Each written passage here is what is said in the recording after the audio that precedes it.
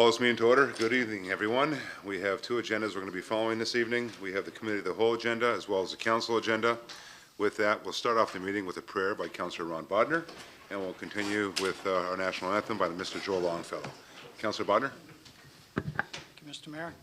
Dear Lord, we ask for your guidance as we meet here tonight. Help us make wise and thoughtful decisions that will benefit our city and its residents. Amen.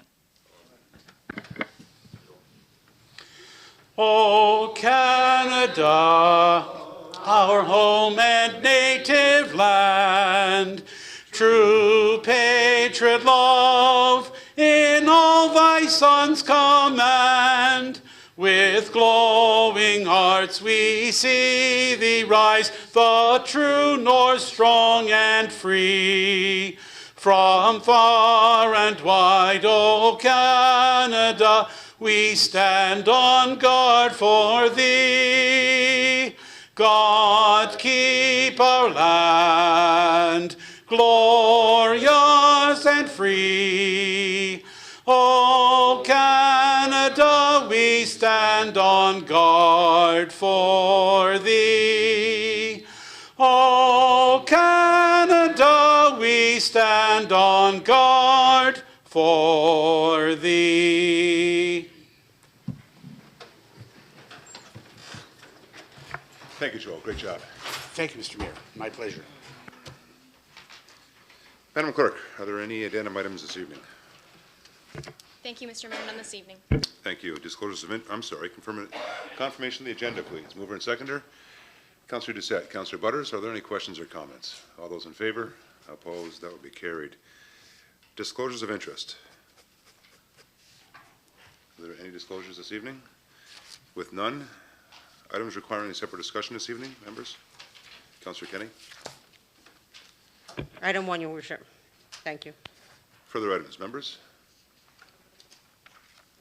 With none, there was one item that I wanted to lift. Item 6. If somebody can lift that for me, please. Councillor Steele. No further items, members. We'll now move on to the items that don't require separate discussion. Mover and seconder, please. Councillor Steele. Councillor Danch. Any questions or comments? All those in favor? Opposed? That will be carried. We have no presentations this evening. We have no delegations this evening. We'll go right into my report. And as you can well imagine, it is an update on the most recently released report by Dr. Kevin Smith with respect to the restructuring of the Niagara Health System. And as members of council do recognize, this report was most recently submitted to the Honourable Deb Matthews, the Minister of Health and Long-Term Care. And I think it goes without saying that we do have some concerns with respect to the report. This report contains, in our opinion, redundant ideology of centers of excellence as outlined throughout the report. And this attaches itself to many, many years down the road and does very little to address the here and now. One will recall many recommendations made in the past, such as our renovations at our local site. We are still not sure when those are going to happen. And that of the new site proposed in West Lincoln. The question always is, although many announcements and many promises are made, will it ever happen? We cannot provide adequate and equitable care to all citizens unless a true account of the state of care at the Niagara Health System's 5 existing sites recommended for closure is in fact completed. Many years is a long continuum of access to healthcare services, and the report put forward by Dr. Smith failed to adequately provide this continuum based on the present delivery of care within those sites. Bottom line, we are not prepared to be once again pacified. In order to provisionally plan for better care, more information on the blending of non-urgent care needed to be included to properly assess and develop an interprofessional model for both urgent and non-urgent care sites, something we've been working on here in the South, in South Niagara for the past 4 years. It has to be, in fact, put in place. We don't need the fluff, we need the facts, and what we're putting in place is just that, the facts.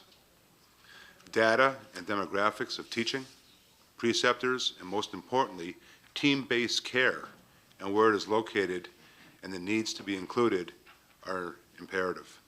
Clinics and other practice models of care and reimbursement all need to be assessed, and we don't see that reflected in this report.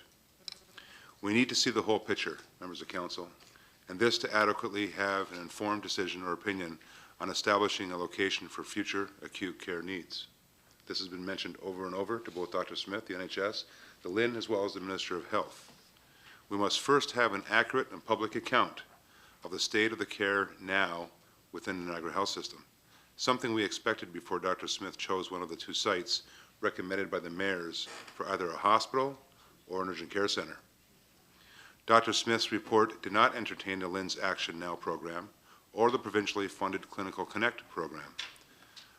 Members of council, how are we in fact going to improve our access to electronic medical records, something that we're working on locally here through our interprofessional care team, if we do not include primary care model delivery in our recommendations to the Ministry of Health and Long-Term Care?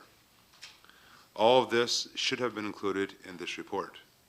If we are going to educate the public properly on how care is delivered today throughout the system, we must not underestimate the knowledge of our citizens in which they've gained through local health authorities such as the South Niagara Healthcare Corporation and local healthcare committees that are within each affected municipality.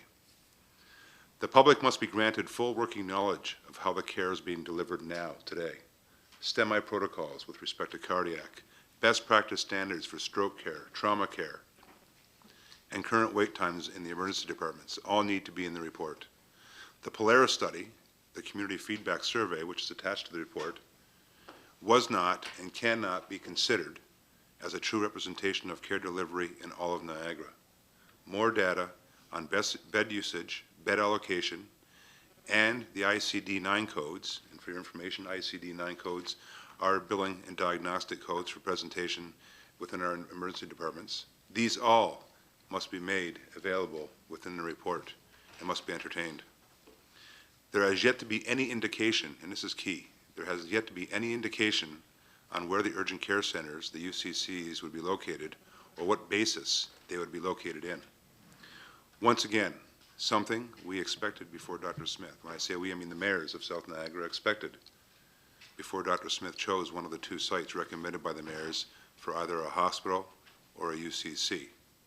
The mayors were very clear in making a recommendation, and is outlined in Dr. Smith's report, as a matter of fact, that the shortlisted two sites were, and I quote, conditional that the urgent care centers continue to operate in both Port Colborne and Fort Erie.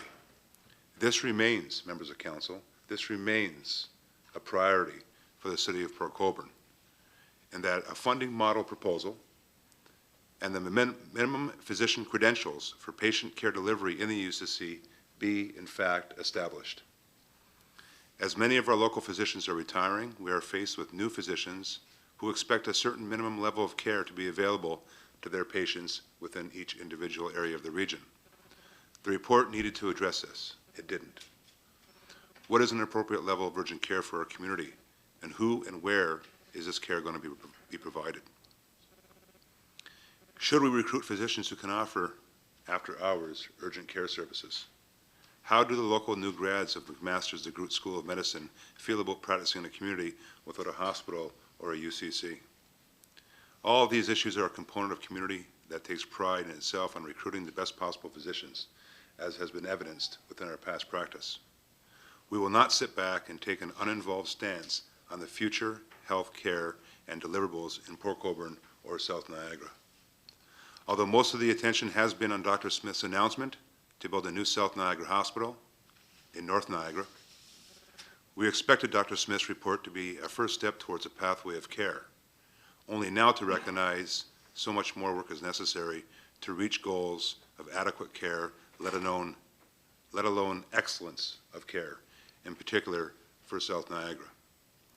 Although I believe this report ultimately accelerates components of the hospital improvement plan that was released a few years ago, albeit somewhat political in nature, by stifling some opposition due to some recommendations, basically dividing and conquering, we will continue to work with our partners toward implementing our plan to reach goals of adequate care that leads to excellence of care. We will continue to work with our partners here locally and our neighboring communities within the South Niagara Healthcare Corporation. With our current clinical services plan in place, we will continue to improve primary care access in Port Colborne and South Niagara with a desire to align with acute care services. We will not sit back and wait until others decide how and where we will access care. We demand and deserve equal access, and will ensure that our critical care pathway is directed with best practice standards for our sickest citizens. We will continue to work with our physicians to develop an appropriate level of care for our community and all of South Niagara. We will continue to ensure that these standards of care are not compromised. We know and understand that care is delivered in a very different setting and manner today. But just as our climate is unique to our culture, so is our unique approach to healthcare delivery that we have been working on for the past 4 years.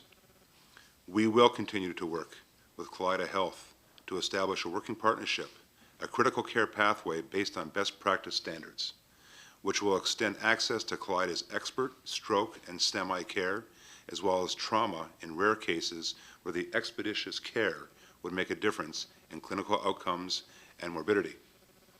We will support and work with all levels of ministerial guidance toward aligning the delivery of primary and acute care here in both Port Colborne and throughout the southern part of the region of Niagara. Members of Council, the takeaway this evening? The takeaway is Dr. Smith's report is not complete. It needs much more work. There is a great deal more that is necessary to reach goals of adequate care, let alone excellence of care. Partnerships are critical, and the City of Port Colborne continues to work shoulder to shoulder with all of our partners.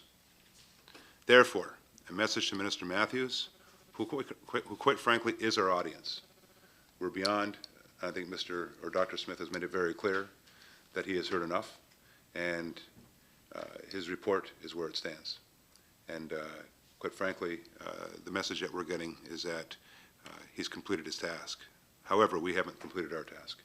And the impetus behind what we're moving forward with is a message to Minister Matthews that we, and I say we, have more work to do to ensure that the recommendations that she ultimately approves are approved based on establishing a critical care pathway, and most important, that those pathways are based on best practice standards. So a quick update, and I think for the most part you do understand that our work is not done yet, whether it be with the positioning of a new hospital or equally, if not more important for the City of Port Colborne, the positioning and the need for what we have today, the Urgent Care Center, to be not only here in Port Colborne, but as well to be enhanced, aligning itself with the primary care services that we're already establishing. So members of council, with that, are there any questions? Comments? Councillor Kenny. Well, I could say a lot of things, but locating the new Niagara South Hospital in Niagara North certainly wouldn't have helped my daughter-in-law this past Friday, as she had her baby in the ambulance. My grandson, my fourth grandson, my fifth grandchild, on her way to the Welland Hospital. So the ambulance came, and many thanks to Matt Dillon and Josh Jameson. Matt Dillon actually was the young man that delivered my my grandson, and Josh was the driver. And then they had to call a second ambulance because they have protocol that now they have two people on board, my grandson and my daughter-in-law, and ambulance guys can't have two people on board, so they had to call a second ambulance that followed them, and that, I think her name was Tracy, got off that ambulance and got on board, and she took care of my grandson. So there's just one issue. They're talking about having, it's not even started yet. I mean, the move hasn't, pediatrics and OBS hasn't even been removed yet from the Welland site, and already one child born. Very special to me, my grandchild, but there's a perfect example. In fact, the nursing staff in the delivery room, when I went in there, said to the ambulance driver, because he was very excited because it was his very first delivery. He said he was book smart, but he had never actually performed a delivery. and he was really, really happy that he got to do that. But the nurses in the delivery room said that it won't be your first time, because there'll be a lot more that you'll be delivering. So if this is your practice, then you had a good practice patient. And I talked to Larry Butters earlier, and he said there's not too many ambulance, and he's been on the ambulance for many, many years, and he goes, not too many ambulance drivers deliver babies, but they better get trained to do so. And like I said, now locating this South Hospital in North Niagara, not South Niagara, is certainly not going to improve things. So, but I'm very happy that I had a healthy baby boy. Well, congratulations, Thank you. Councillor, for the 5th time. Well, you're going to have to put a story to tell when that one gets older.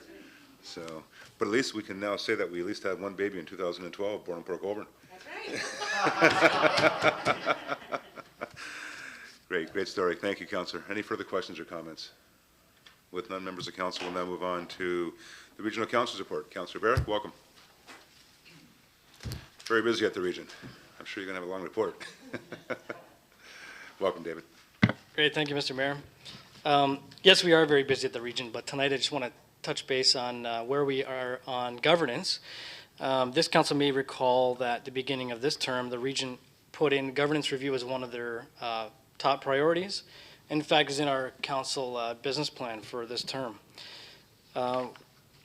In February of this year, we really started the discussion, and at that time, the top priority with regards to governance was to improve municipal regional council relationship and increase two-way communication. Last Thursday, we had a committee of the whole meeting to delve further into the debate and exhaust the merits and challenges available to us and the problems. Some of the perceived issues that were discussed, and there were many, were: is there adequate constructive citizen engagement? Do residents understand the system of governance in Niagara? Does the current system of representation provide for proper service and proper democracy? Is there adequate communication and coordination between regional and area municipalities and among the area municipalities? Are the interests of the Niagara area represented properly on the provincial, national, and international scenes? And does local government in Niagara cost too much? So we discussed many of those issues, and ultimately the top two priorities for this council at this time were really primarily service delivery and increased adequate communication coordination once again. Now, that's not to say that we won't talk about the number of councillors that we have and directly elected chair and the makeup of our council, except that it's not the number one and number two priorities. So moving forward, staff at the region will be coming back to us with the minutes of this meeting and really what we want to see in terms of service delivery. Some of those services include, and not limited to, economic development, transit, roads, water, wastewater, planning, etc. So I will certainly keep this council abreast of those developments as well. The other item I want to touch base with briefly, as this council knows, I'm part of the Niagara Community Observatory at Brock University, and there's another policy brief being released this Wednesday regarding poverty. And the title of this policy brief is, "Are the Consequences of Poverty Holding Niagara Back?" I've got a copy here I will leave for the minutes, for your minutes as well. It's an interesting, very interesting read, and talks about how poverty affects healthcare, crime, and taxes, etc. So that's my report for this evening, Mr. Mayor. I'm happy to take any questions. Thank you, Councillor Barrick. Members of council, any questions or comments to the regional councillor? With none, David, thank you. Members will now move on to councillors' items, new business. Are there any councillors' items or new business? Councillor Bodner?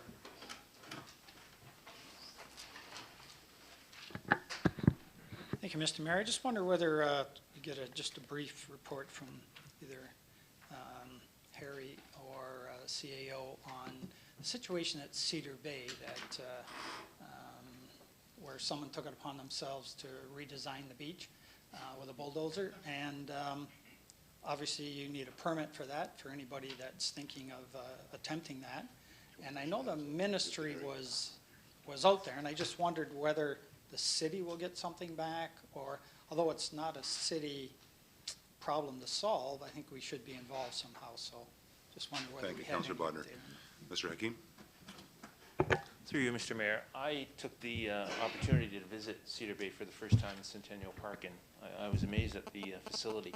But I did have an opportunity to visit the site with Mike Grable and take a look at some of the work and activity that went on, and it was quite extensive as far as excavation. It is an M&R matter. It was determined that way, and they are going to move ahead to try and mitigate the situation by talking to the landowner first and perhaps following up with written correspondence, at which time I asked them to include us in any written correspondence in the future. Counselor, that's fine. Just one question, Harry. Was there any impact to the city's property at all? Through you, Mr. Mayor, there was some dumping of material, I guess, on the corner of our property, the way Mike described it, where the cement wall is. Mm-hmm.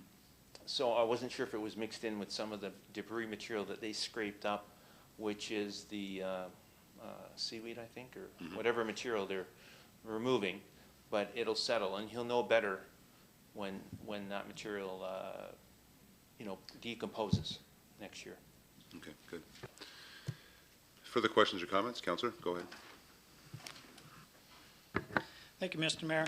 I certainly was distressed to hear that Showboat Theatre is decided to close after 26 years in operation, and I think that it's still sinking in for a lot of people in the community, and I would like to, being a past board member and chair of the board, I'd certainly like to express my gratitude to everyone that's worked hard over those years to keep this theater going.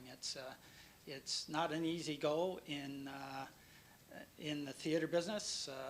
Many have closed well before Showboat did, and I think maybe we haven't really realized what an impact this could be on the city as far as, patrons coming in, visiting the restaurants, visiting Port Colborne, and they certainly did bring a lot of money into our community over the years.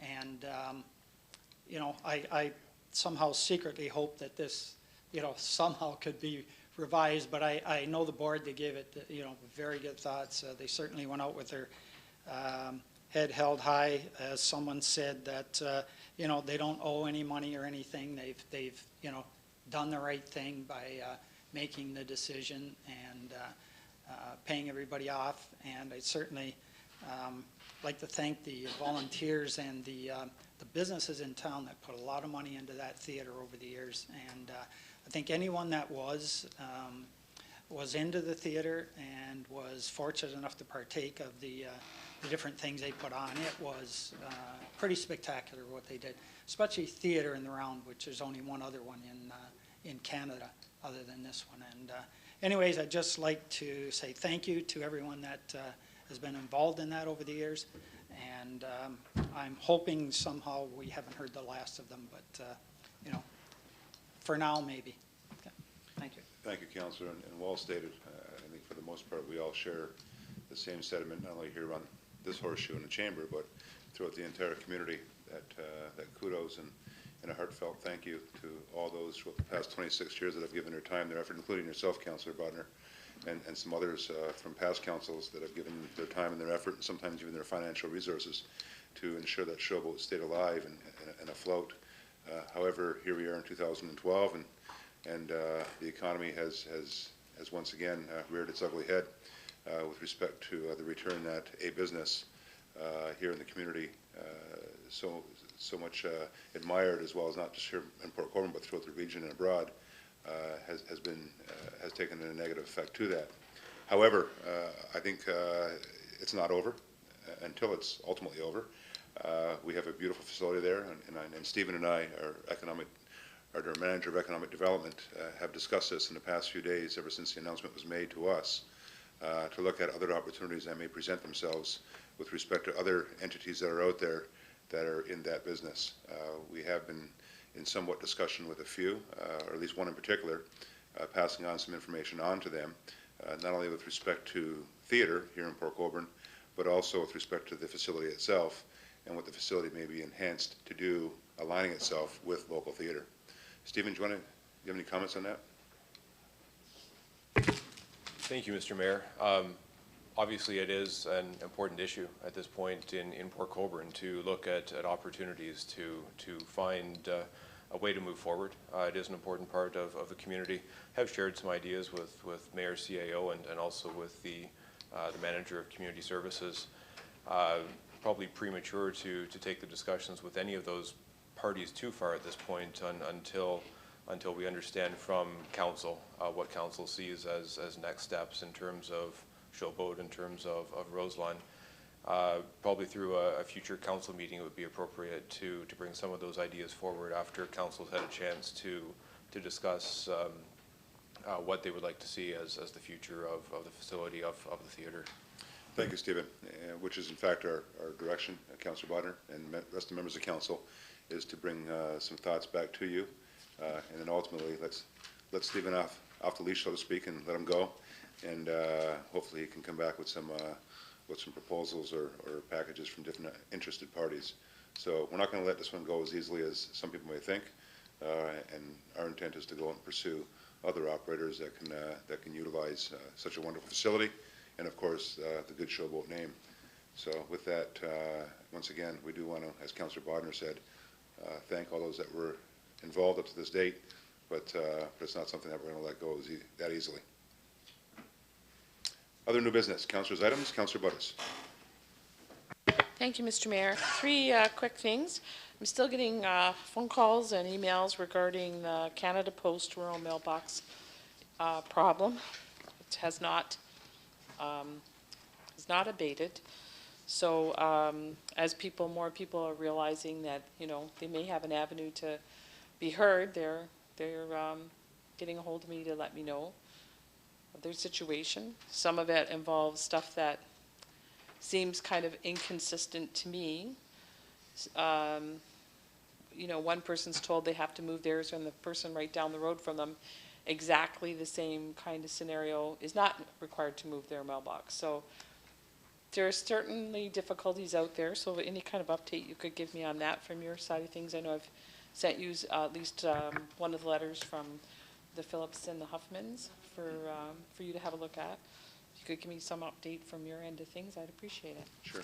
Before I give an update, Ron, any information or new information that you've uncovered? Mr. Mayor, I went out and visited several of the locations after Councillor Butter's information come forward. What we saw there was a lot of the mailboxes were very close to intersections, and I think we can understand what the safety criteria that was put forward by the consultants, that there had to be some setback from a safety perspective for their contractors working, and some of them were very small moves, and common sense would say that on some of those locations where they're asking somebody to move it perhaps 3 meters, didn't make a whole lot of sense. Some of the mailboxes that we observed were right at intersections, and I could see the concern in those cases. In looking at a lot of these roads where we go down there, and a lot of the mailboxes are very close to the edge of the road as it stands now. And I think in looking at these setbacks,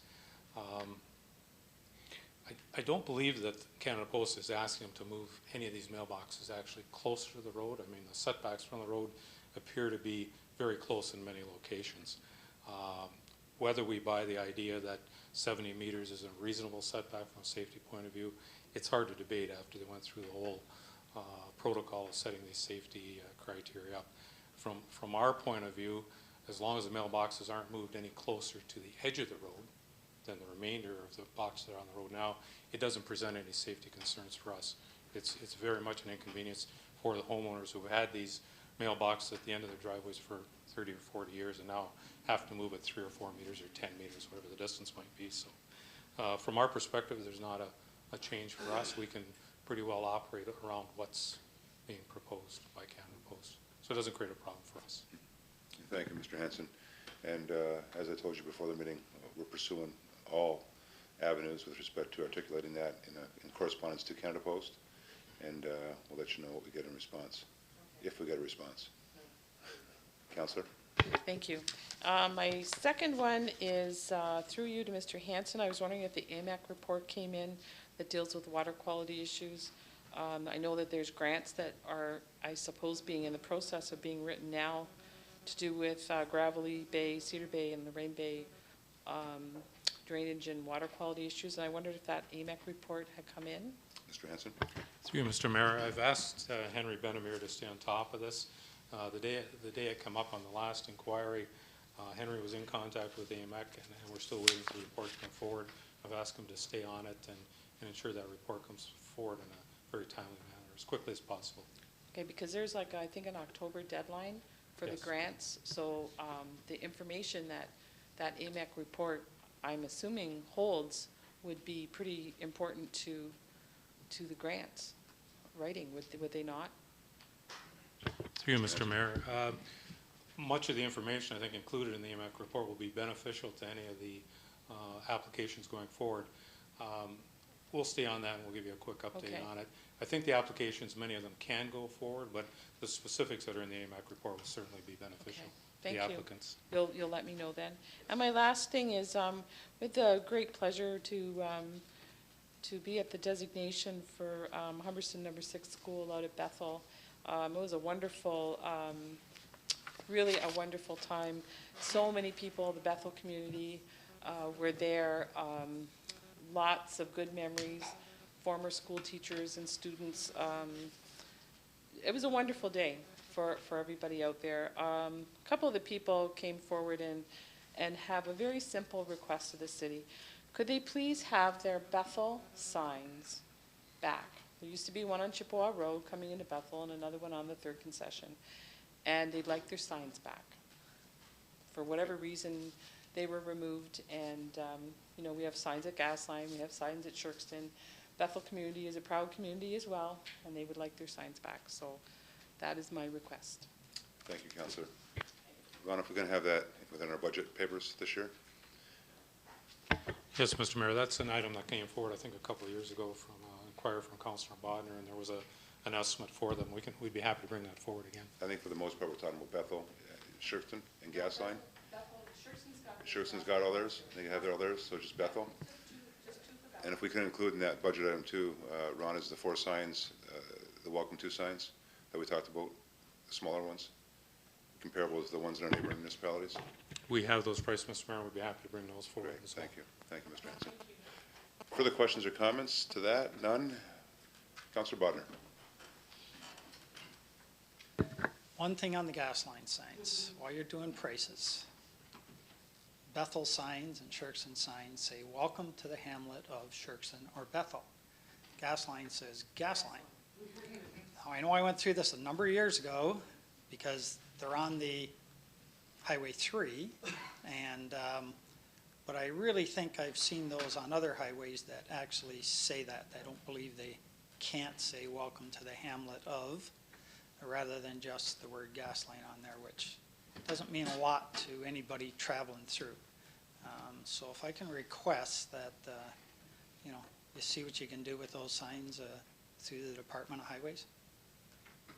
Thank you, Councillor Bodner. What? Go ahead. One more item too. I talked to Henry Venemir about a drainage situation on Holloway Bay Road. And it's kind of complicated in that drain goes into Fort Erie. And Fort Erie has had, well, let's say they've had an ample amount of time to get their act together to do something with that end. And for whatever reason, they haven't. And I told Henry I'd give him a reasonable length of time. I'm thinking he didn't think I was going to stand up a week later and say that. You know, I was thinking a few months. But I know Fort Erie needs us to do something on our end and another drain. And, you know, everybody works good under deadlines, so I would certainly like to impose some kind of a deadline on Henry to have the drainage superintendent from Fort Erie tell him what they're going to do and when they're going to do it. And if we don't get that soon, then I would like this council and the mayor to send a letter to the Fort Erie Council requesting. This has been going on for a number of years, I believe, and you know, it just hasn't happened. And I think Henry's even a little frustrated, so maybe a little extra pressure from us, but I will give Henry some time to see if he can work that out with the drainage superintendent of Fort Erie. But I'll just kind of put council on notice that I think at some time we got to step up and put a little more pressure on there just to get that end of the situation moving. Thank you, Councillor. Mr. Hanson, any comments? I know Henry has had several drainage complaints for the ditches in Port Colborne that outlet to the Point Avenue drain outlets in Fort Erie. So I know he's had some discussions and is trying to push Fort Erie to get the drainage works done down there. So we'll follow up with that right away and try to get a schedule, as Councillor Bodner has suggested, to see the status of that drain and the outlet. Just a quick question, Ron. With respect to the Drainage Act and any petition that would come in from those within the watershed, wouldn't it be imminent for the town of Fort Erie to have to act on that within a certain time frame under the Act? Mr. Mayor, under the Act, yes. I'm not sure the exact status of the Point Avenue drain. This has been in the works for quite a number of years now, so I have to get an update on the status of the cleaning, the maintenance on it, and get back to council with a report. And I appreciate Councillor Bonner that you're trying to be very amicable to this, but there may be a time beyond that we may have to go to the tribunal and actually have them order the work to be done under the Drainage Act, because quite frankly, my understanding of the Act is once the petition's raised by the members of the watershed, that in fact there's a time limit for each municipality that are affected. In this case, the town of Fort Erie, there's a time frame that they would have to abide by to in fact satisfy the petition itself. Mr. Mayor, let's find out the status of where it sits right now, if there's been a tribunal or status of the petition, and we'll get back on that. Great. Thank you, Mr. Hanson. Thank you, Councillor. Members of Council, are there any further Councillors' items, new business? With none, members of staff, are there any updates? With no updates, we'll now move on to the adoption of the minutes. I do have one set of minutes here, members. The minutes of the 21st meeting regular, Committee of the Whole, dated September 10th, 2012. Mover and seconder, please. Councillor Bodner, seconded by Councillor Desmarais. Questions or comments? All those in favor? Opposed? That will be carried. Thank you. We'll now consider the items lifted for this evening for discussion, and we'll start off with item 1. Councillor Kenny. Thank you, Your Worship. Department of Engineering and Operations Engineering Division's report number 2012-28, subject information report, Steele Street and Elgin Street in-service road safety review final report, that the Council of the City of Port Colborne receive this report for information purposes and direct city staff to complete the minor improvements as recommended by Associate Engineering. Thank you, Councillor. Do I have a seconder to that, please? Councillor Danch, questions or comments? Councillor? Your Worship, before I speak on this issue, I'd like to hear from Jeff Suggett. I believe he's here this evening, and he's with Associated Engineering, and I'd like to hear from him first before I make some comments. Thank you. Thank you, Councillor.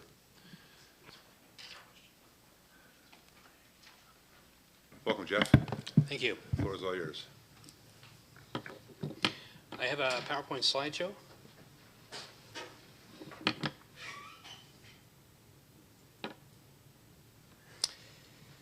All right, my name is Jeff Suggett, and I'm with Associated Engineering, and I was asked by the City of Port Colborne to do a in-service road safety review of the intersection of Steele Street and Elgin Street.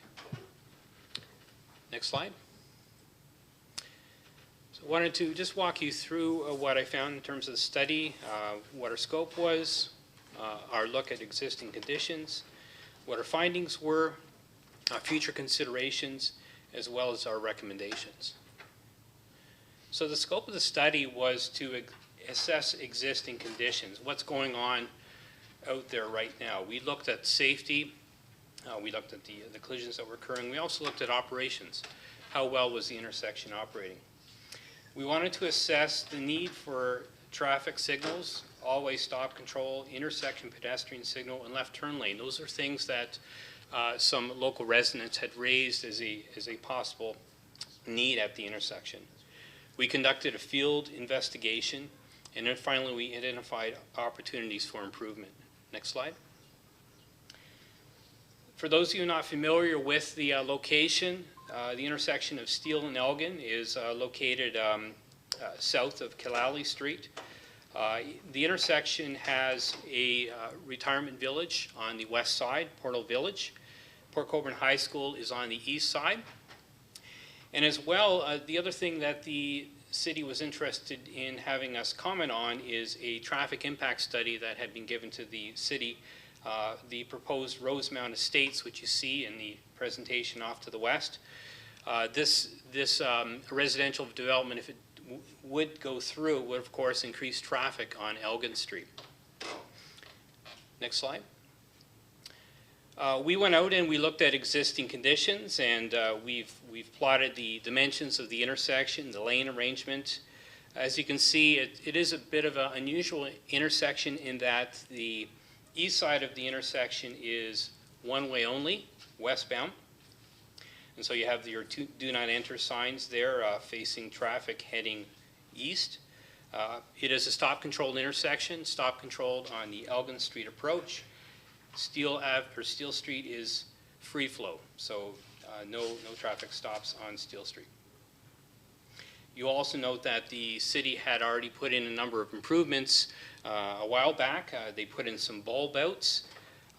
These, of course, decreased the crossing distance for pedestrians crossing Steel Street, and of course improved safety for them. Next slide. When we looked at the data that was provided to us, we noted that there was 13 collisions over a 10-year period at the location. However, when we compared these to some safety performance function equations in the Highway Safety Manual, which is a set of predictive equations giving what you would expect to be the predicted level of safety, we found that the intersection is actually performing better than you would expect. There is less collisions occurring there than what you would predict based on the volumes and the type of intersection. We did a gap study. We looked at pedestrians crossing location, and we found that yes, there is some minor delays. However, overall, pedestrians are having little difficulty crossing Steel Street. When we looked at operations, we noted that the intersection is actually operating below capacity, and there's modest delay to vehicles on Elgin as they make their turns onto Steel. We looked at speeds as well. Again, they're not excessive. The 85th percentile, which is a common way for engineers to look at speeds, indicated that the 85th percentile speeds were between 56 and 57 kilometers an hour. It's posted 50, and that's on Steel. We then did our warrants, and our warrants were according to a number of different publications. These are warrants that we use to check whether or not a particular type of traffic control is warranted. What we found was the always stop control, which was requested by some, is not warranted. Volumes are not sufficient on Elgin to warrant an always stop control. We looked at the traffic signal. We noted that, yes, volumes on Elgin are starting to approach what you would say would be the warranting criteria for a traffic signal, but they're not certainly there yet. And certainly based on existing conditions, there is no need for a traffic signal out there. We looked at an intersection pedestrian signal that would be lights just on Steel for pedestrians crossing Steel. Again, those were not warranted. We also looked at a left turn lane on Steel, northbound. According to the ministry warrant that we looked at, these are not warranted at all.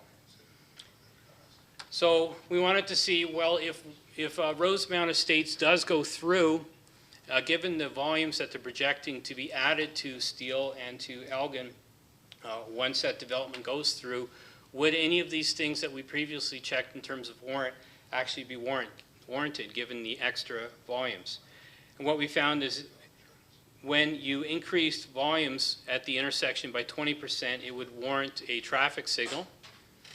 And when you increase volumes as well on Steel, it would also warrant a northbound left turn lane if you increased them by 10%.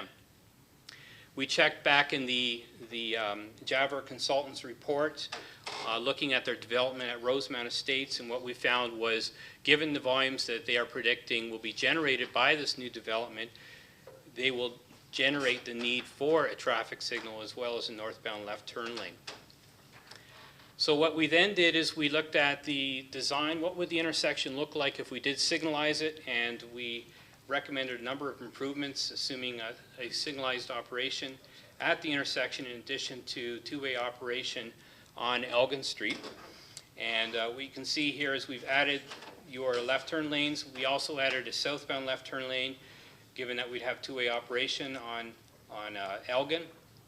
We have also added a median on Elgin to align traffic better as traffic is heading east through the intersection. We've also added a bulb out to direct traffic away from parked vehicles farther east on Elgin Street. So the final thing we did is we gave some cost implications for some of the improvements that would be warranted if the Elgin Estates traffic, or if the Elgin Estates subdivision did go through. These are the costs that we estimated for signalizing the intersection. You can see up top, $370,000. The conversion to two-way operation, $57,000 at the bottom. Just as a side note, we've also, as was mentioned in the earlier discussion, we did also recommend some minor improvements that could be done immediately, some minor sign improvements, sightline improvements. Those are things that can be done right away, and the cost of those was estimated to be $5,000. Thank you, Jeff. Members of council, are there any questions or comments? Councillor Kenny. Thank you, Your Worship. I knew Ron would not let me not speak on this because I'm for the light. I believe, even though I appreciate and respect your presentation and your company looking into that, what I wanted and what I still think we need at that intersection, and I noticed that in your report you did mention a little bit about the age composition of the people there, and that's the key factor that's never really thought about at this intersection. The fact that the people living in the Portal Village retirement area and in both the buildings at 300 and 400 Steele, most of those individuals are over 65.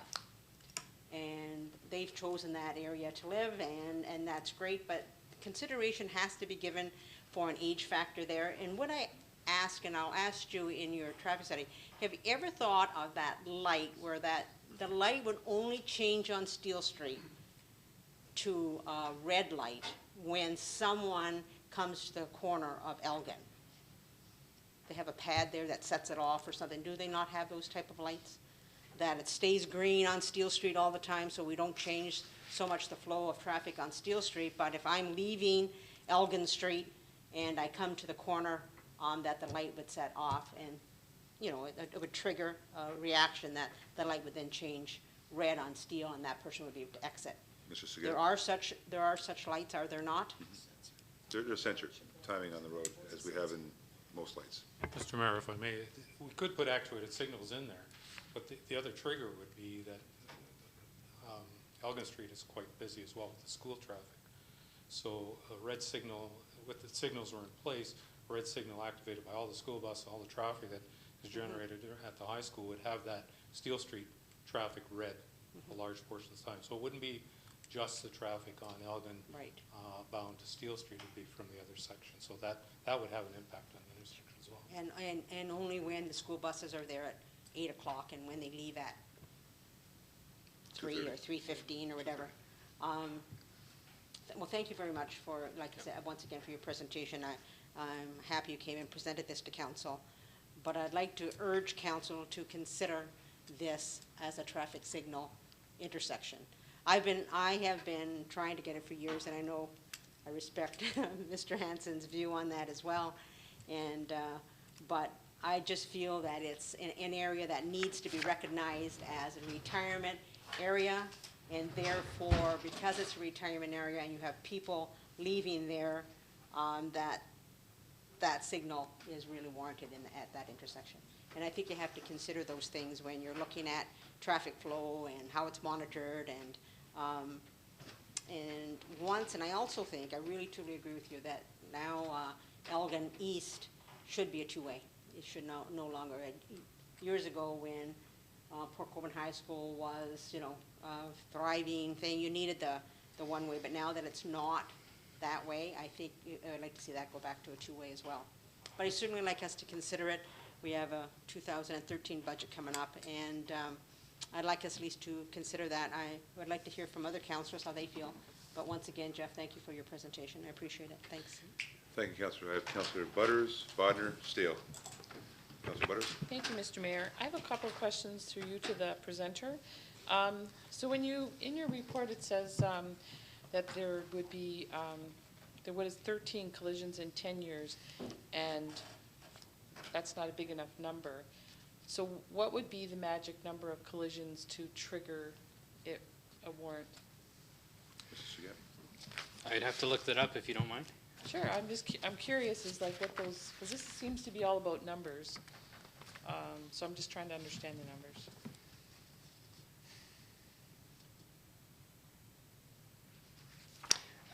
Be 20 collisions. Okay, and my other question is also about numbers. When you talked about the volumes and then that triggers whether something's warranted or not, and then you talked about if there was a 20% increase, that would trigger or warrant the traffic signal. So does that mean that the volumes that we presently have, say if that's 100 cars in whatever time frame, it has to be 20, like 120? Is that fair to say? Basically, I don't have the exact numbers at my I fingertips. just wondered how but- close we were to actually triggering the warrant. Thank you, Councillor. Mr. Saget? Yeah, basically, the warrant would be triggered if traffic was increased on Elgin Street. So right now, if traffic was increased 20% on Elgin Street, it would trigger the need for a traffic signal. So the 20% is the magic number. It would need to be a 20% increase as opposed to a 10% increase or 5 or 7. Correct. Okay, thank you. And my last, more of a comment, when it talks about pedestrians having little difficulty in crossing, and I'm going to put it maybe even to people driving out of, certainly out of 300 and 400 Steele, I don't think that we would be getting the collective phone calls and communication from particularly those residents if they weren't experiencing difficulty and stress and distress in trying to get onto Steele Street. But that's my own comment, and thank you very much for your report. Thank you, Councillor. Councillor Bodnar? Thank you, Mr. Mayor. Through you to Mr. Hanson. If the new development came into effect and we had extra traffic on that street, or when the developer applies for stuff, would he be responsible to put the traffic lights in, or could we make him be responsible for that? Mr. Hanson? Through you, Mr. Mayor, I think that's the key point here with the report, Councillor Bodnar. We have an active development here with Rosemont Estates. We've looked at the traffic impact study they've presented, and I think what this report tells us is that if that goes forward, that will trigger the warrants for the traffic signals. Now, we have the control through Mr. Aquilina's department for the subdivision agreement. Subdivision agreement requirements, we can ask for the traffic signals as part of the requirements for the subdivision agreement, and in many cases, the full cost of the upgrades to the intersection can be borne by the developer. So that's a point of negotiation with the developer as he comes through for some form of cost sharing on it. So I think that's really the trigger we're looking for, and it's also the trigger for the two-way traffic. I think it's most feasible to look at the two-way traffic on Elgin Street with the implementation of the signals at the same time. That's the most effective way to do it. So a lot of those costs that we're looking at here can be borne by the new developer for Rosemont Estates. Thank you, Mr. Hanson. Councillor, that's fine. I'd just like to say, I think it'd be prudent for council then to wait until, until we see where this development's going or how fast it's going. If the developer can be, for lack of a better word, forced to pay for this, $360,000 can go a long way in the budget deliberations to doing some other things we may want to do. So I'd be willing to vote for this report as it stands. Thank you, Councillor. Councillor Steele? Thank you, Your Worship. Councillor Bodnar asked my first question with regards to who would pay for what if that Rosemount subdivision went through. But a second question, which Ron had touched on. Ron, with regards to making the portion of Elgin that's one-way into two-way, you're saying you don't think or you don't believe it would be prudent at this time in that wait for the signal? Because it used to be where in the school year it was one-way and then in the summer it was always two-way. It used to switch back and forth. I wouldn't see a problem. I agree with Ron with regards to the traffic signals. Why have the general taxpayer pay for it when the builder comes in, he can pay for it? But can we not make that two-way now as opposed to waiting? Mr. Hanson? Through Mr. Mayor to Councillor Steele, it could be done right now. We're suggesting, and I think Jeff's report shows it quite well, there's not a huge advantage into making it two-way from an operational point of view. Not a huge advantage. It would be quite easy to do it once the signals are implemented. We could do all the intersection improvements at the same time, implement the signals, and then change the bylaws in terms of the two-way traffic. If the development doesn't go ahead, if it's determined the signals aren't warranted, council can certainly say, yes, let's make it two-way, and then we'd go ahead and implement the changes that are required with just two-way traffic on Elgin Street. That wouldn't be a problem. Councilor? Thank you, Your Worship. Thank you, Ron. Through you to Dan. Dan, where are we in this process with Rosemount? Dan? Through Mr. Mayor, the agencies at the moment are reviewing the studies that have been revised by the developer. Once those agencies have an opportunity to provide comment, we will then ship those over to the developer for his review.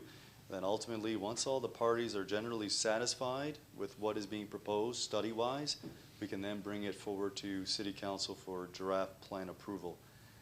My guesstimate, we're still quite a bit of ways away, just because of some of the agencies, some of the comments that I've heard thus far.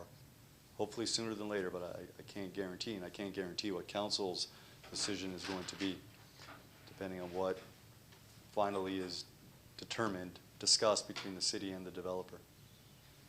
Councilor, that's fine. Further questions, comments? Councilor Elliott? Thank you, Mayor. Through you as presenter. On page 3 of your executive summary, it says costs associated with the sightline improvements. And one of the improvements or suggestions is removal of the commercial sign. I take it that's the commercial sign on the high school property that sits closer to the road than their fixed sign. It's the, it looks like a portable sign, black. Is that the sign you're talking about? Mr. Saget? Yes, it is. Yeah. Is there, thank you, and through you to staff, is there any way we can get them to move that? Because I've been down that street a couple of times, and it does prevent you from seeing southbound traffic on Steele, as the study says. And you've got to pull out, and it says in here too, that you've got to pull into the crosswalk and even farther to see around the sign. I was just wondering if there's any way we could get the school to move that. Mr. Aquilina? Mr. Mayor, what we will do, we'll look at it, because if it's within a site triangle, it's not allowed to be there. So something that we can take a look at, and if required, if it contravenes any bylaw, we can have the school remove it or move it to a different location. If there is not any contravention of the bylaw, it could be a request made to the school board to have that sign relocated because it presents a safety concern. Thank you, Councilor. Any further questions or comments? Councilor Kenny? Your Worship, through you to Mr. Aquilina. Mr. Aquilina, when that developer was here, did he not make a comment about that traffic light, that he did not feel that he should be responsible for the development of a traffic? Did he not say that? Mr. Aquilina? Through you, Mr. Mayor, that is correct, and that is why we have done this peer review, because the developer's position is that his development does not require that traffic control at that intersection. As what you've heard this evening, our consultant peer reviewed it and says it is required. So again, that's part of the discussion that has to occur again between the city and the developer. Councilor? And Mr. Aquilina, how far along are we in this process of that development in that area? Through Mr. Mayor, as I mentioned, we're in the process of reviewing his revised reports. One of the revised reports was the traffic study. We requested a revision of the report. That has now been done. We've peer reviewed that. There are other reports that have been proposed through the developer servicing. There's an environmental study that NPCA is in the process of reviewing. The region of Niagara is in the process of reviewing it. So those are the key agencies, and the MTO, because that development crosses their Highway 3 diversion lands, but that has a major impact because there is no second outlet out of the development. They've just only proposed thus far Elgin Street. There's another road extending north that crosses the MTO land. So those are many factors that we need to resolve before we can bring forward a report to council recommending the draft plan approval, and then list all the required conditions that need to be cleared in order before a shovel can even go into the ground. We're a little bit of ways away, hopefully sooner than later, but there still needs to be further discussion between the city and the developer. Councillor? And that's what I fear, it's a long ways away. And I honestly think that we should consider this. We should be proactive. We're proactive with everything else. And we have people that live in that area that have been asking for us to do something. Yes, we did made it shorter for them to cross, to walk across, but Steel Street, but I still feel that a light is warranted there. And you can tell me all the studies and all the engineering reports you want, but when you hear from the people who live there and actually leave that area every day, they are concerned. And I would hate to see a fatality there just because we didn't want to be proactive. And there could be a fatality there, and I wouldn't want that on my shoulders. And I want us to consider that. Thank you, Councillor. Just a quick question. I'm not sure if it will go to Ron or Dan. Stand up, one of you, in terms of the answer. But when the Rosemount Estates investment moves forward, obviously they're going to be on the hook for some development charges. And simple question, are traffic signals and or stop signs, for that matter, within a growth-related cost, and therefore would it be captured within the otherwise development charges that the developer would be paying? None of you want to stand up, do you? What I'm hearing is, quite frankly, guys, I'm hearing this is a growth-related cost.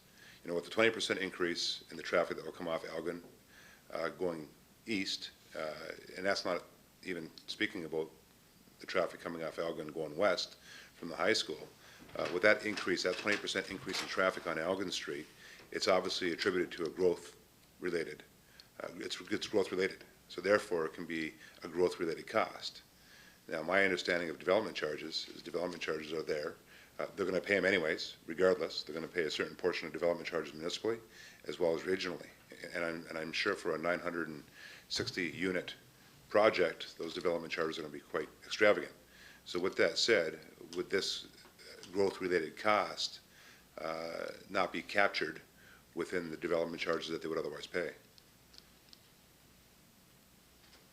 Did you want to answer that? Go ahead. So you guys wouldn't stand up, you get the boss to do it, eh? Your Worship, the Development Charges Act specifically identifies in the study that was conducted for the city, it identifies the current level of service and the cost on a unit basis for that current level of service that we have. A stoplight at this corner, as identified in this report, would be directly attributable to that new development.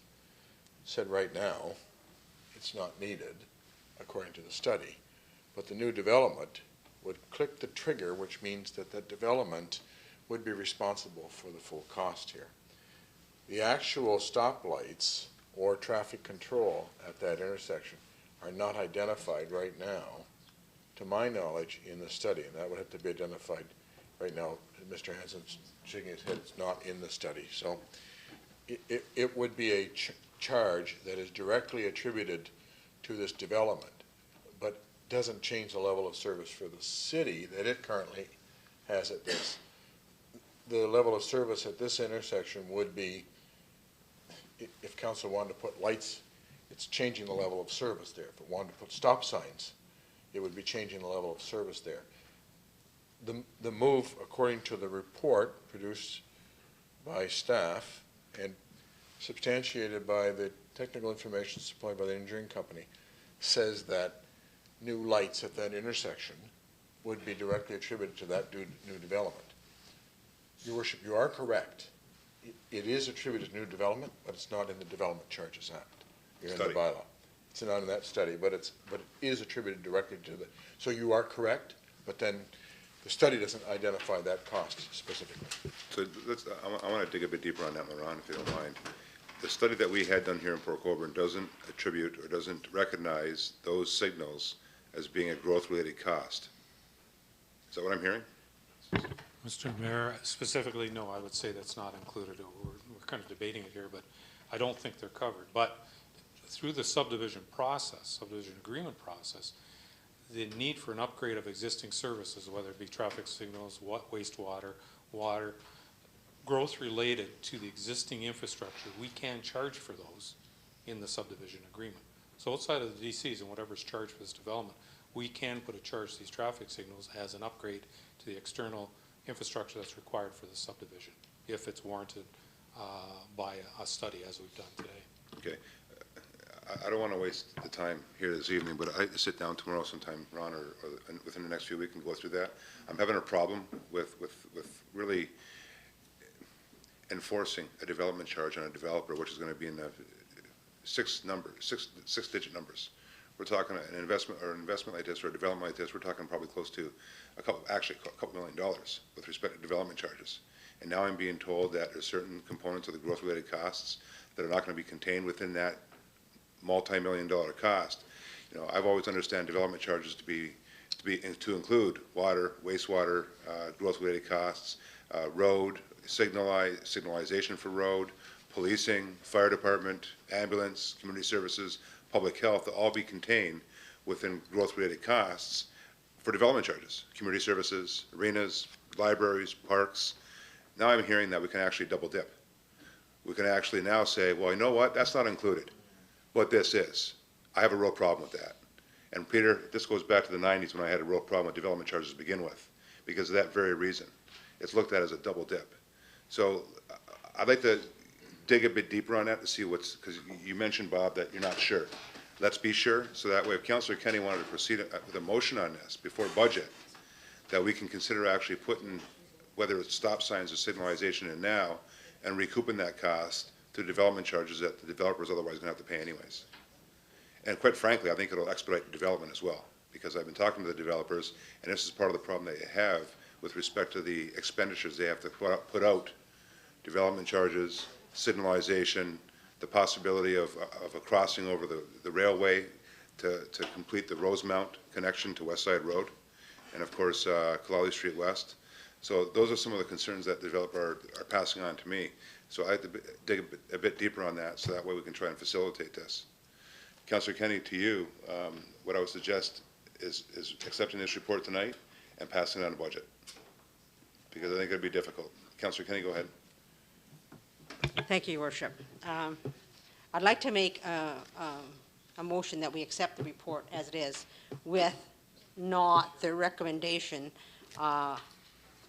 So accepting the report, but have staff give us a bylaw that creates a four-way stop at that intersection until such time, maybe as the development gets done, whether it's 4 years down the road or 3 years, however it is. But I think that would alleviate the concerns of the residents in that area at the time. So I'd like to make that motion that we accept the report, but not the recommendation, that the recommendation be that staff bring back a bylaw to create a four-way stop at that intersection.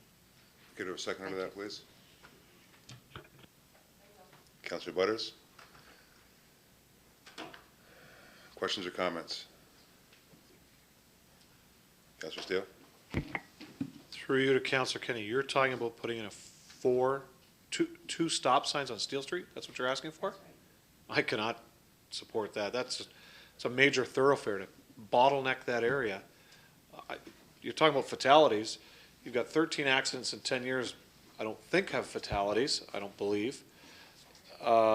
Any intersection in town can have a fatality at any time, but I will not support a four-way stop at Steele and Elgin. No.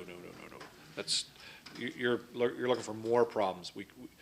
You've got to try to keep your traffic flowing as best as possible, not slow things down. You're going to get people trying to run that stop sign.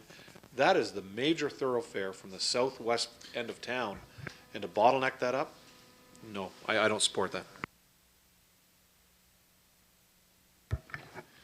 Thank you, Councillor. Councillor Doucette, Councillor Bodnar. Thank you very much, Mr. Mayor. I have a serious concern for the elderly in that area, and I've talked about it over and over again. A four-way stop would increase the dangers, after all I'm concerned, because people will try to run through the stops, and your older seniors will think they're safe, they're gonna try to go across. I think it's gonna be even more dangerous than it is right now. At least now they know they won't stop, and at least they're cautious enough, although it might take them 5 minutes to get across, at least they make it across safely. That stop sign is gonna give them a false sense of security that may cause, and will cause, I think, some deaths if we're not careful. I can't support it. Thank you, Councillor. Councillor Bodner? I don't think I can add anything to what my two esteemed colleagues have just said. I won't support the four-way stop. Thanks. Thank you, Councillor Bodner. Are there any comments or questions further? Councillor Kenny, you might want to consider dropping the motion. And the reason why I say the reason why I say that is because if it loses, you're going to have to go for a reconsideration, and that can be quite difficult. So I would. Well, that's up to you. I'm just giving you some advice, some friendly advice here. And you may want to consider reverting it to budget, because that'll give you the time. And quite frankly, I'm not necessarily convinced that we're going to do it within that time anyways. And budget's right around the corner. So I'm just giving you that advice, but you do with what you think is proper. So I'll leave it at that. You think it'd be nicer to me at budget time?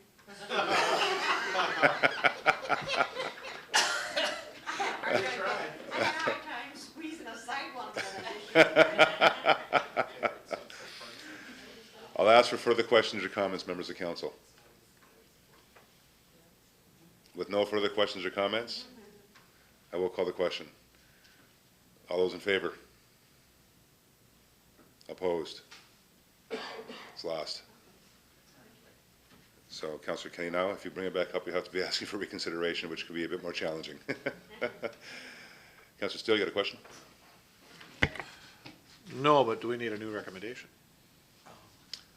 Since that recommendation has been changed and defeated. It reverts back to the original recommendation. The recommendation that's contained within your report is before you. The councillor was just simply trying to add to that recommendation with respect to a four-way stop, adding 2 stop signs. That was amendment. Okay, so going back to the main motion. Members of council, any further questions or comments? With none, all those in favor? Opposed? That would be carried. You want to be noted as opposed, Councillor Kenny? Okay, that's fine. So Councillor Kenny noted as opposed. And Mr. Hanson, Mr. Aquilino, if we can have that sit down. One of the things I'd like to investigate once again is to see if that's included within development charges, and then therefore council consider then putting those up and then recouping the cost through the development charges. That would be inevitable by the developer if it's considered a growth-related cost within the development charge study for the city of Port Colborne. So if we can delve a bit deeper into that, I'd truly appreciate it. Thanks, guys. Thanks, Councillor Kenny, and thank you, members of council. We'll now move on to the last item on this evening's agenda that's going to be entertained by you. Maybe entertaining. Item number 6. Members of council, if I can have Councillor Steele put it on the floor, please. Thank you, Worship. Department of Community Services report number 2012-28, subject skates for kids ice time, request and waiving of ice fees. Recommendation is that the Council of the Corporation of the City of Port Colborne recognize the Penn Financial Skates for Kids program and further direct community services to facilitate recognition of the program by posting promotional flyers at the West Side Arena and on the city website. The council confirmed the ice request for Friday, October the 5th, 2012, from 12:30 to 2:30 p.m. at the approved schools per hour rental rate of $50 for a total charge of $100, excluding HST. And 3, that the council approve of staff to work with Penn Financial to seek sponsorship for the cost of the ice rental fee. Thank you, Councillor Steele. Have a seconder to that, please. Councillor Danch, are there any questions or comments? The reason why I asked, go ahead, Councillor. Your Worship, just easy numbers here to work with. It's, I think it's good for everybody, but if you look around this table, there's actually 9 of us. If 8 of us threw $10 in and the mayor threw 20 because he is the mayor, it would take care of the $100. Council can support the youth, a good program from Penn Financial with Skates for Kids, and a good hour of our ice, or hour and a or 2 hours over ice rented at the West Side Arena for Friday, October 5th. I would propose that, and I think it takes care of everything. I think we could all afford $10. And Your Worship, for $20, I think you're good for it. That's great. I think that's wonderful. That's Councillor Steele, and so I'll accept that as an amendment to the recommendation that we in fact as council donate to this cause. I think it'll more than likely see, for the $100 that we're looking at putting towards the event, and probably the $500 that was going to cost staff to facilitate the financing and or the sponsorship of the event. I think it will actually save money. So, Councillor Steele, that's a great proposal. Members of council, if I can have a seconder to that, please. A seconder, Councillor Danch. With that, members of council, I'll call for a vote on the amendment. All those in favor? Opposed? That would be carried to the main motion as amended. All those in favor? Opposed? That would be carried. Thank you, and thank you, Councillor Steele. Are you putting a 50 in, Councillor Kenny, or is that a 2? It's paper money. It's paper money? That's Butters and Kenny. Thank you, councillors, and I appreciate that.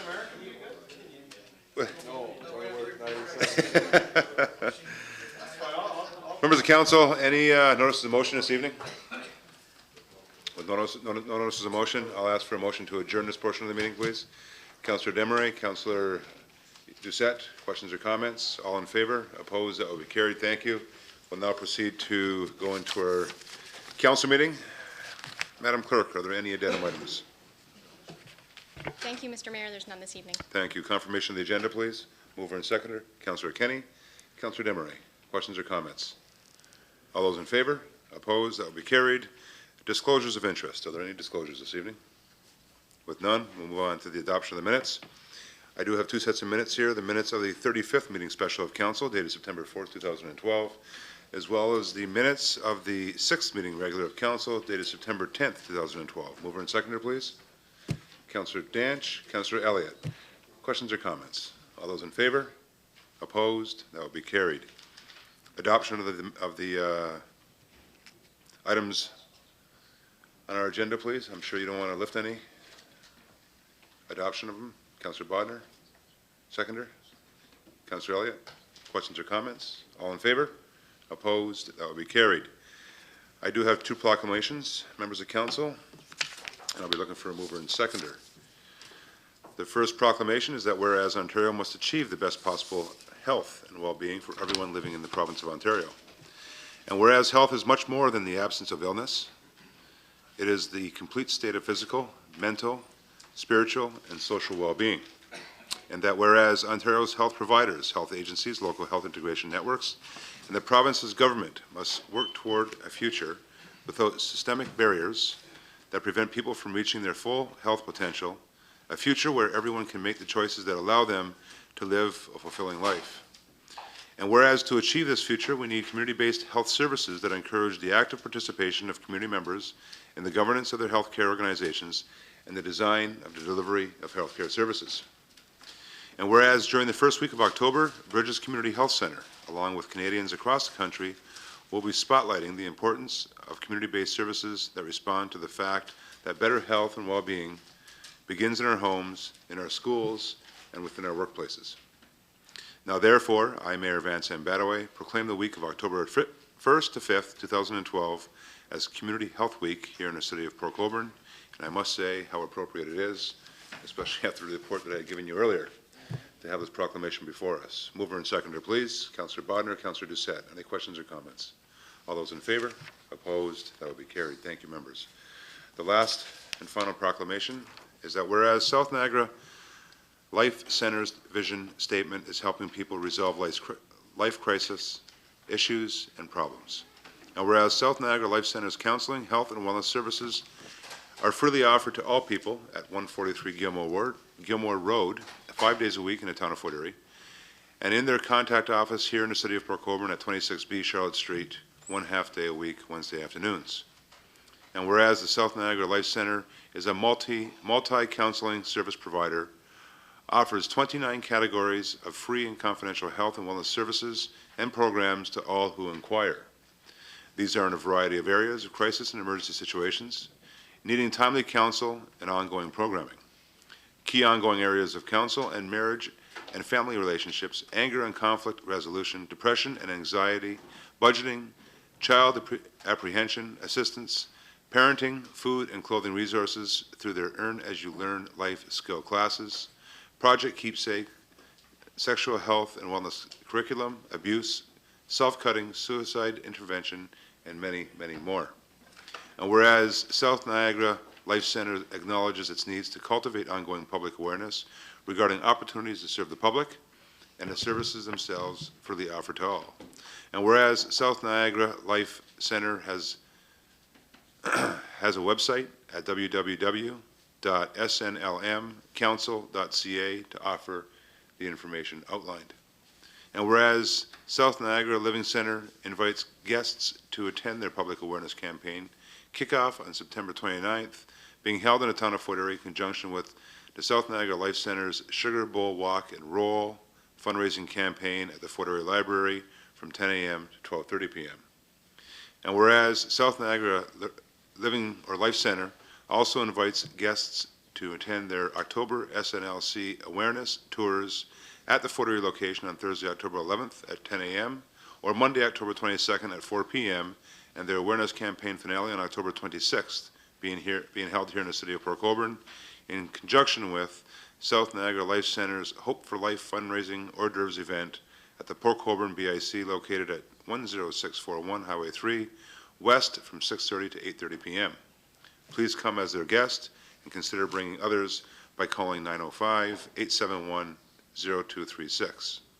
Now therefore, I, Van Sam Badaway, Mayor of the City of Port Colborne, do hereby proclaim the month of October 2012 as South Niagara Life Center's Awareness Month in the City of Port Colborne. Whew, that was a long one. Especially with a dry mouth. Mover and seconder, please. Councillor Danch, Councillor Steele. Questions or comments? All those in favor? Opposed? That will be carried. Thank you. I do have 4 sets of minutes, Council, and please allow me to do them in block. Thank you, Councillor Butters. Nobody wants to pull any one of them. As outlined in your agenda, first set of minutes is the minutes of the New Community Center Advisory Committee. Their meeting of June 26, 2012. The second is the minutes of the Environmental Advisory Committee. Their meeting of June 6, 2012. Minutes of the Port Colborne Transit Advisory Committee meeting of June 27, 2012. And finally, the minutes of the Heritage Port Colborne meeting dated July 11, 2012. Mover and seconder, please. Councillor Desmarais, Councillor Kenny, all in favor? Opposed? That would be carried. Notices of motion. Are there any notices of motion? With none, Madam Clerk, the introduction of the bylaws, please. Thank you, Mr. Mayor, that the following bylaws be read first, second, third time and finally passed. Bylaw 5859-11312 being a bylaw to amend bylaw number 89-2000, a bylaw regulating traffic and parking on city roads, Clally Street East, and bylaw 5860-11412 being a bylaw to amend bylaw 89-2000 being a bylaw regulating traffic and parking on city roads. Thank you, Madam Clerk. Mover and seconder, please. Councillor Elliott, Councillor Desmarais. Questions or comments? All in favor? Opposed? That will be carried. Councillor Kenny, behave. Madam Clerk, the confirmatory bylaw. That the following bylaw be read 3 times and finally passed. Bylaw 5861-11512 being a bylaw to adopt, ratify, and confirm the proceedings of the Council of the Corporation of the City of Port Colborne at its regular meeting of Council September 24, 2012. Thank you, Ashley. Mover and seconder, please. Councillor Elliott, Councillor Doucette. Questions or comments? All in favor? Opposed? That will be carried. I'll now be entertaining a motion to go into closed session to deal with A, the minutes of the closed session portion of the September 4, 2012 special council meeting and a September 10th, 2012 regular council meeting. B, confidential Human Resources Division Report 2012-11 concerning human resource matters impacting employees of Centennial Pool pursuant to the Municipal Act 2001, subsection 2392B, personal matters about an identifiable individual, including municipal or local board employees, and subsection 2392D, labor relations or employee negotiations. Finally, confidential verbal report from the Chief Administrative Officer concerning matters impacting the Roselawn Center pursuant to the Municipal Act 2001, subsection 2392A, the security of the property of the municipality or local board, subsection 2392C, proposed or pending acquisition or disposition of land by the municipality or local board, and subsection 2392D, labor relations or employee negotiations. Whew. Mover and seconder, please. Councillor Steele, Councillor Bodnar. Are there any questions or comments? With none, all those in favor?